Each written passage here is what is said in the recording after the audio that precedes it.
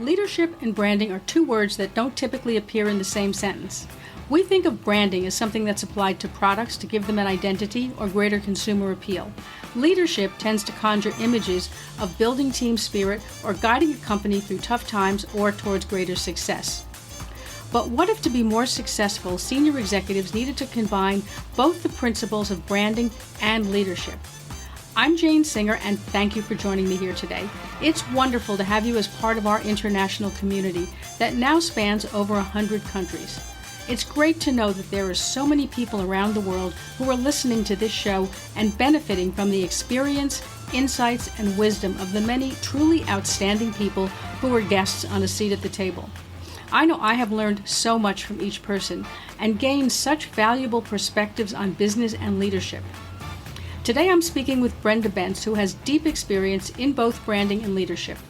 Brenda spent 20 years working in 6 countries in Europe and Asia, leading billion-dollar consumer brands for Procter & Gamble and Bristol-Myers Squibb. Since then, she's coached over 1,000 leaders from around the world and is recognized by Thinkers 50 as a world leader in coaching. Brenda believes that every great leader has their own personal brand. In this podcast, she talks about what a personal brand is and why it plays a critical role for leadership success, how to get started identifying and building our leadership brand, and errors that leaders might not realize they make that undermine their brand image. Before we get started, if you are a supply chain executive who would like to finally put an end to information overload and get a simple, concise, fact-based summary of key market developments and shifts, then the current situation in sourcing is exactly what you're looking for. To learn more, head on over to thecurrentsituation.net. That's thecurrentsituation.net, where you can get all of the details. Now let's sit down with Brenda and find out how we can build our own leadership brand. I'm so happy to have you on the podcast, Brenda, because I think that everyone in a leadership position is facing so many challenges, unprecedented things. And like you said, there is no textbook on a lot of these different things. You know, you're facing new challenges, you're handling multicultural teams, you're handling people in all over the world on different time zones. It's tough even for the most seasoned executives. So I think that it's really interesting to get your take, particularly as somebody who has lived in so many different countries and speaks from a hands-on experience point of view, not simply from a theoretical kind of this is what I would recommend, but like I've been there, I've walked the walk. I've actually sat in a similar seat to where you are. Exactly. Yep. So you have something that you refer to as inside-out leadership. Can you tell us what that is? I mean, how does that work? What does that look like? So, Jane, we typically assess good leader. Like if I said, tell me how you think of a good leader, what would you focus on? We typically focus on what we can see, right? What someone does on the outside, right? The way they act, the way they react, the way they look, the way they sound. That's all external. Right. But real leadership actually starts on the inside with what a leader believes, with the way that leader thinks, how that leader feels. None of that we see. We don't see any of that. But to be a truly great leader, I firmly believe that the inside and the outside need to be aligned.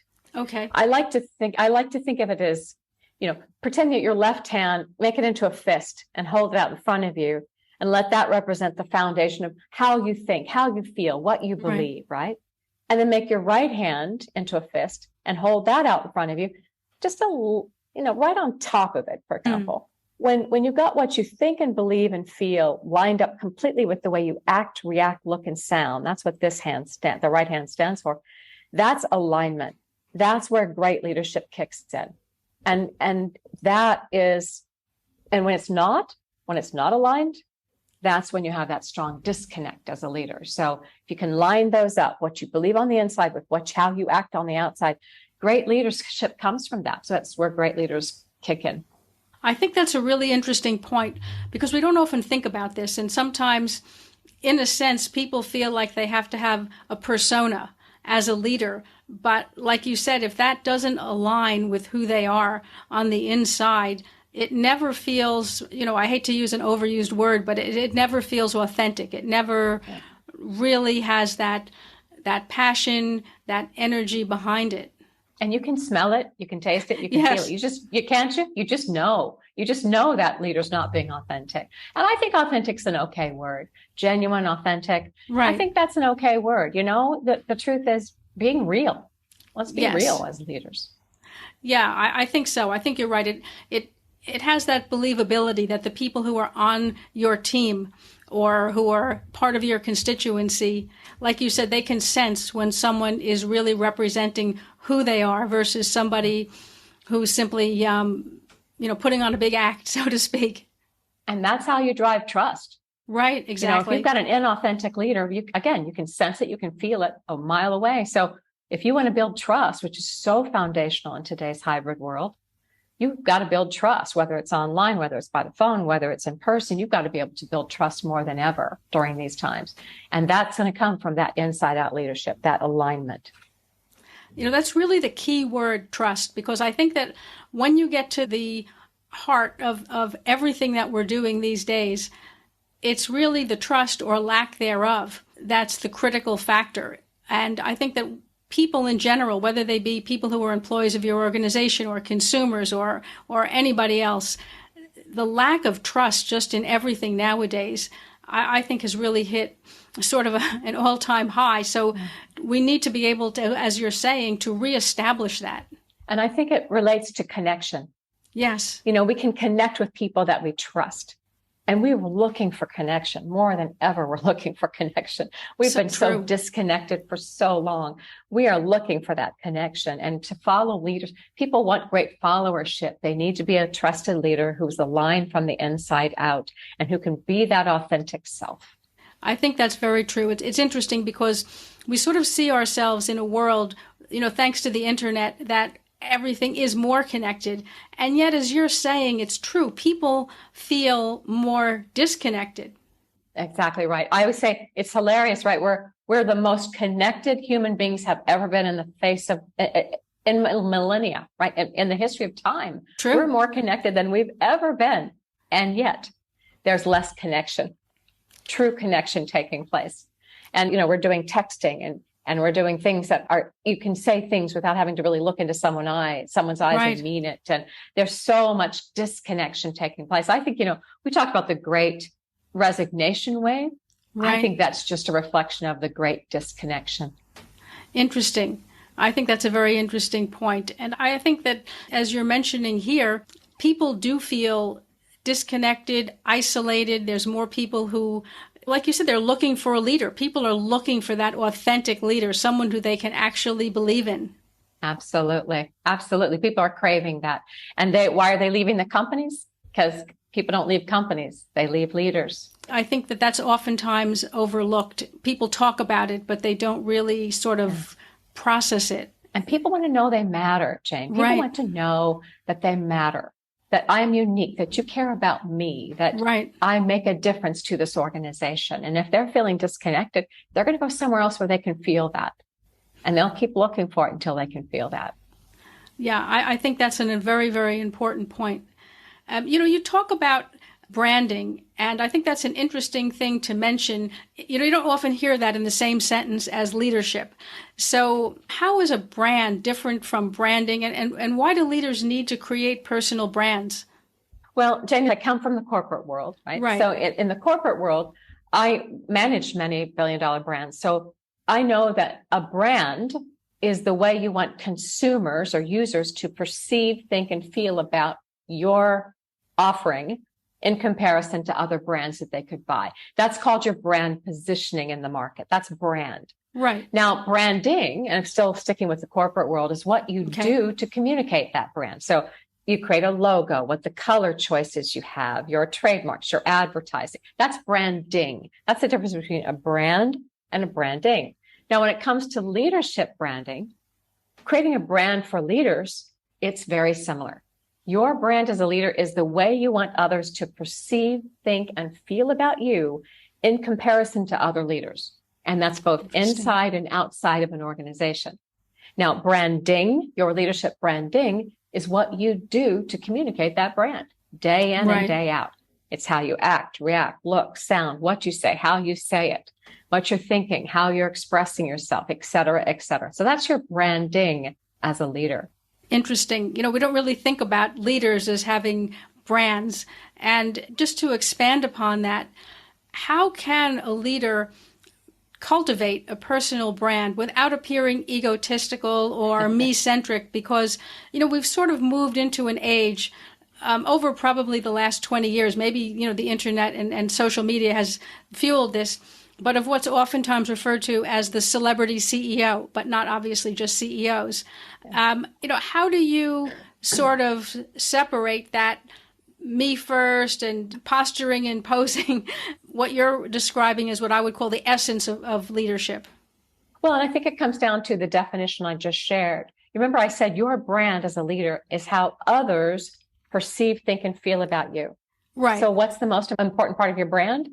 It isn't you. Right. It's those others.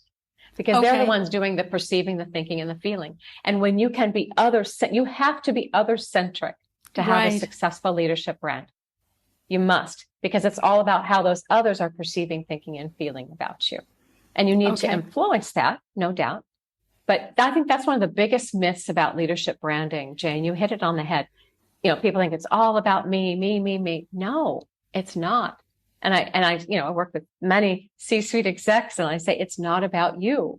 And that's hard to hear sometimes. They say, no, but you are one of 10,000 people or 12,000 people or 50,000 people who work in your organization. You are one, and your brand is held in other people's minds. So what is that brand? And, you asked Jane about how to go about creating a brand. Well, the very first step is what we just talked about. You need to define it.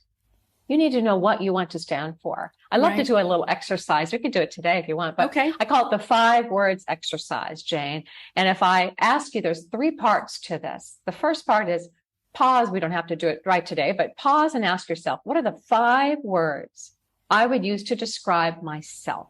How do I see myself? Don't worry about how others see me, what I want to be seen. How would I honestly describe myself right now? Wow. Outgoing, quiet, funny, strategic, strong. What are the words that would be used to describe yourself? That's the first step. The second step is the same 5 words, but this time you're going to ask yourself, what are the 5 desired words I'd like to have? If I'm walking out of a conference room or a town hall and I've just made a presentation and I turn and I wave and I walk out and everybody looks at each other and goes, wow, she's really, what are the 5 words you want people to say about you? That's interesting. So you got your 5 words for how you describe yourself. You've got your 5 words for how you'd like to be described. Now, you can always compare those 2 and see, but then the third part's the most important. Remember, your brand is in other people's minds. We need to find out what are the 5 words other people would use to describe you.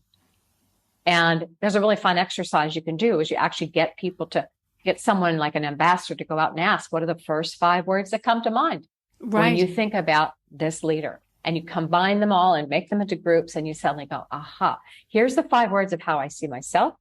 Here's the 5 words of how I'd like to be seen. And here's the 5 words of how I'm actually being seen today. And that gives you a chance to say, am I happy with those results?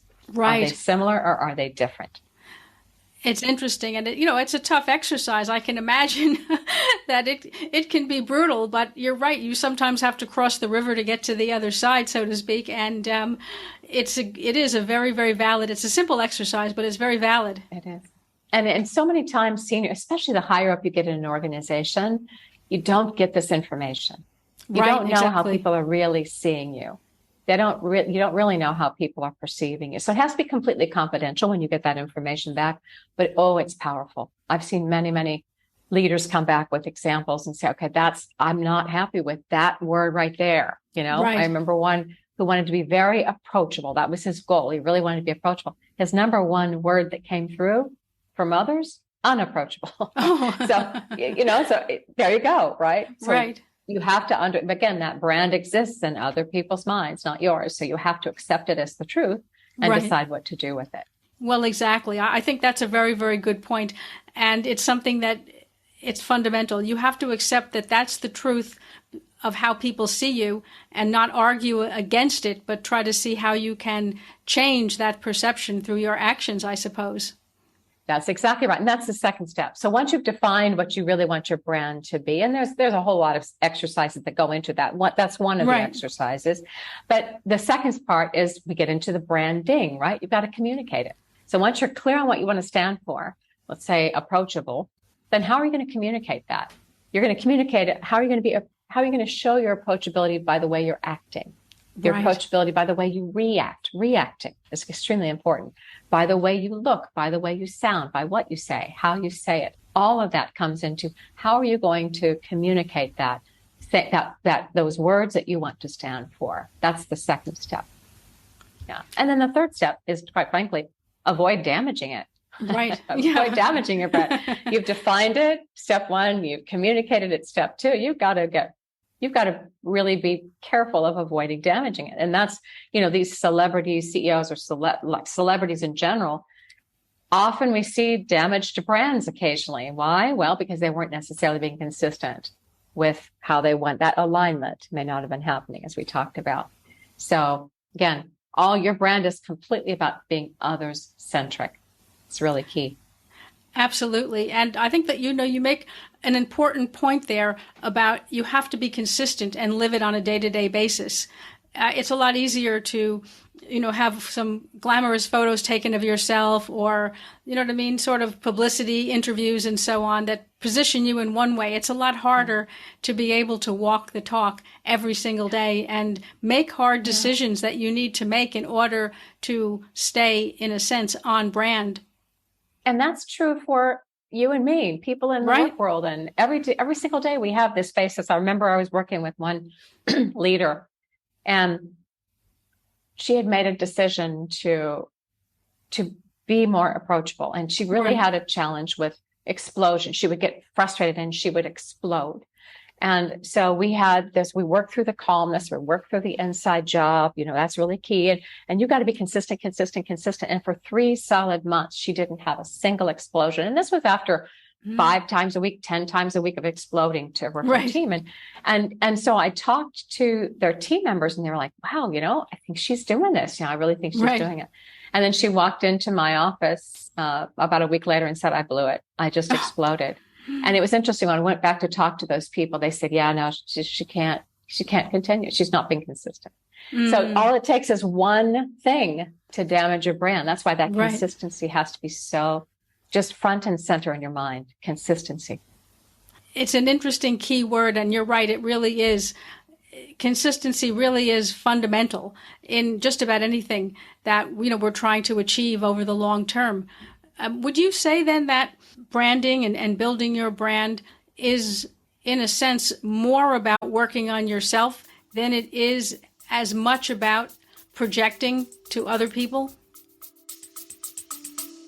We're going to take a quick break now, and then we'll be right back. We were hiring when we were making 50 to 100K monthly losses. And why? Welcome to episode 1. I can't think of a single founder who's been around for a decent amount of time in business who hasn't had their tunnel of year. This was that year. We're going to be okay, yeah, Sheree. Some are going to hear this and think, you TDP. But hear me out. You only have to do the math to understand that very soon we were $500,000 down. 100%. You've got to start on the inside before you can even think about the outside. So many, leaders will come to me and a CEO and say, look, I want to present better at town halls. Right. Well, I could teach them how to stand and I could teach them how to use their voice, but that's not it. What's going on that you don't perform as well as you want to in a town hall? What's going on inside that's causing you to do you lack beliefs about how you're communicating? Do you have a past history of where you might have failed at a town hall? And so you keep bringing that back. I mean, you've got to do the inside work. I call it the inside job of leadership before you can ever get to that outside part. Because if you don't, the outside won't be consistent and it won't be authentic, as we said. Yes. I like the way you framed that you really need that internal foundation. If you don't have that, you're building, you have nothing to build on. That's right. Exactly. It all starts on the inside. Yep. That inside sort of a North Star, as they oftentimes say, or, what used to be called your morals, your integrity. It's what you always come back to, I suppose, to determine how you're going to act or react in different situations. I agree, Jane. And I think a lot of it comes down to also beliefs, Right. Self-limiting beliefs. We think True. of people who are very high up in their organizations, extremely strong. The truth is, we all suffer from self-limiting beliefs at times. Absolutely. And when you can kind of peel back the onion and look at those with an objectively curious mind, and you go, oh, that's what's going on. Oh, that's old hardwiring from when I was 20 years younger. That doesn't serve me anymore. And we do this all the time, right? But we get caught up in those patterns and we think, oh, well, that's just the way it's always been. But actually, there's never been a better time than today to look at things as what they could be, not as they are, or not as they have been. Because everything's kind of being thrown up in the air. And this is the time to create something new moving forward. Yeah, I think that's really important that people identify that as an opportunity. Now, what do you feel from your experience, what do leaders need to know about leading in times like this of great change? Touching on what you're saying about the changes that are going on and the opportunities. Well, if you look historically, most examples of strong leadership have come during times of great change and challenge. You could name famous leaders, Churchill during World War II, or John F. Kennedy during the Cuban Missile Crisis, Lee Kuan Yew starting up a new country, just 50 some years ago, right? I mean, can you imagine? But what did those leaders do? They didn't focus so much on what was happening as what could be. Right. Interesting. And I think that's what leaders today need to do. We need to truly create change and shift our mindset and our hearts to think towards the future. I like to call it the joy of possibility, the potentiality. And, there are some leaders that are doing this today, and they may not be they may be the unsung heroes, but there's a lot of leaders who are trying to look at not so much as what's going on, but where can we be? What could we do? Out of chaos comes opportunity. Absolutely. And there's never been, at least in my lifetime, there's never been this much chaos. So there's a great opportunities for us here. Absolutely. So for leaders who are able to succeed during these times of great change, what are some of the things that the ones who are successful have in common? I'm going to use a controversial character. Let's look at Elon Musk. Okay. Oh, I love Elon. He's a controversial character, though. Right, I mean, just, recent announcements of laying off people and all forth. Right. Here's the thing. He's not worried about the past. He's not even worried about the present. Right. He's got his sights set on the future. And I, again, think that's the leaders that are going to excel through these turbulent times are those that can truly be focused on the future, what can be. Right. I think this is really critical. Yes. There's other leaders that have done this in the past too. Steve Jobs was always about imagination, possibility, potentiality. And he went through tough times as well. But I think we need to thinking of tough times. I mean, Nelson Mandela. Right. Can you imagine 27 years in prison, coming out, leading a country during such an intense time of hatred and change and challenge, and to forgive, let go of the past and inspire people towards a better future. I mean, that's what I'm talking about. That's role modeling. Absolutely. And we need more leaders like that today. And they are out there, Jane, and it's exciting to see them. One I'm thinking of is, Stefan Bancel. He's the CEO of Moderna. And I don't know if you know the story of Moderna, but it's an incredible success story. Moderna had never released or created a consumer product ever. Really? I didn't know that. Never. They had never commercialized that kind of thing. Never. So they look at each other. They realize they have the answer that could change the world. Right. And they've got to figure out what to do. That's what I'm talking about. He gave a great speech. I'm a Harvard Business School grad, and he is too. And he gave a private speech on. I was gobsmacked. I was just like, my goodness, this is amazing. But that's what I'm talking about. The unsung heroes. We don't hear so much about these people, but they are. Think about his changing the world. The way that exactly. He did. And those are the leaders who don't always appear on the front of the Wall Street Journal, but they are truly stepping up to face challenges, to create a future, and frankly, to change the world. And I think, that there are more of people like that out there, Jane, than we realize. That's such a good point. And I'm really glad you brought that up, because I think we do only see the handful of people that have these very high profile lives, right? Whether they're social media people or mainstream media or whatever it is they're doing.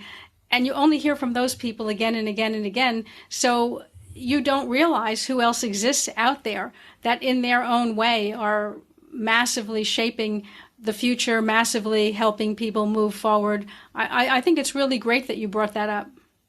Well, I mean, I'm using my own personal example. I was thinking of, I coached the global supply chain head of a large pharmaceutical during COVID. Wow. Can you imagine? I mean, can you imagine? And he just took over the job in the middle of COVID. Wow. Okay. So he had 40 countries that he had to align to a plan and get things back on track. And, I just honor people like that are Right. facing these consistent challenges.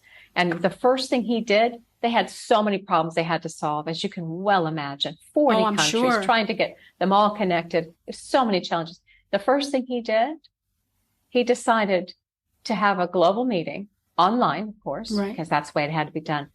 And the first 2 hours, they did nothing but talk about how they're doing personally, each person. Wow. They went through, shared their challenges, what's going through them personally, nothing about work.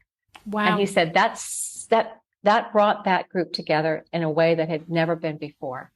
So again, remember I mentioned the connection, the power Right. of connection? That's an example. Again, a beautiful leadership example. These are happening around the world. We just don't sing about them much. Yes. Well, that's just it. And I think that it is important that we try to find these examples of people because it inspires other people to be able to do that. I think it's very difficult as a leader when you only see people who have these massive personalities, for lack of a better word, and you feel, well, I could never live up to that. So, why bother? When there are a lot of people doing important things in a small way, in a more achievable way. Yeah. And, introversion, there's some phenomenally great introverted leaders. Right. Like you said, it's typically the more charismatic, larger than life leaders Yes. that we think of. But the truth is there are some amazing introverted leaders out there that are doing just terrific work. So again, we have to change our own mind about what it means to be a leader. Like I said, it's the inside and the outside combined, not just what we're seeing on the outside. You're right. There is really that perception that a leader is an extrovert and that those two are inseparable. And like you're saying, that's simply not the case. And I'll have leaders come in and say, I need to be more charismatic. I need to learn Right. how to be charismatic. And the thing is, you can do that. You can. Steve Jobs was not charismatic as a young man at all. At all. He was a Right. geek, let's be honest. Right. But he was a geek. But he learned how to be charismatic. He learned enough to make him charismatic. So it is learnable. It is absolutely learnable. But again, as long as you don't walk too far outside of who you really are. Right. Because if you try to be something that you're not, again, that disconnection will happen.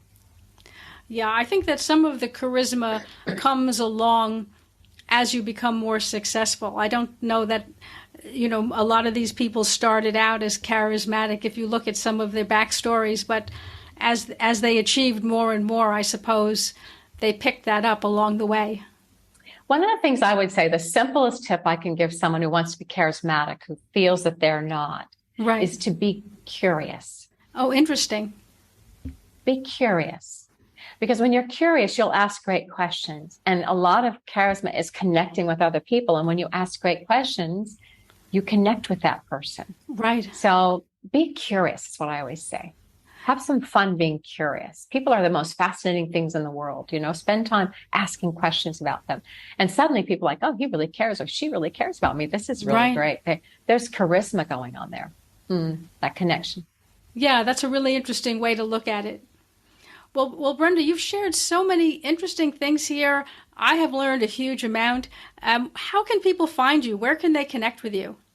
Sure. Just come to my website, brendabence.com, or you can always connect with me on LinkedIn. I'm on all the social medias, so I'm always happy to connect that way as well. Okay, well, that's great. I'm going to put all of those links in the show notes and, of course, over on our podcast website. I hope people will take the opportunity to reach out to you. And I just want to thank you so much for taking the time to join us here today on A Seat at the Table. Thank you, Jane. It's really a joy to connect with you. Thank you for tuning in to A Seat at the Table. If you enjoyed this episode or learned something from it, I'd love to hear about it. Your feedback powers this show. If you'd like to support the show, please hit the subscribe button so you never miss an episode. Also, share episodes you found valuable on LinkedIn or other social media and call out your biggest insight or takeaway from the program. And don't forget to tag me, Jane Singer. I love seeing which episodes you liked best. And if you have time, please leave a review on any of the major podcast channels. Also, don't forget to check out our website, seatpodcast.com. That's SEAT podcast.com. You'll find all kinds of bonus content there, including free ebooks, discounts on apps and other products, as well as a preview of upcoming podcast episodes. You can also send a message with any thoughts, feedback, or suggestions there, and yes, I will read them. Thank you for joining me today and supporting the show. I'm Jane Singer, and I'll see you in our next episode of A Seat at the Table.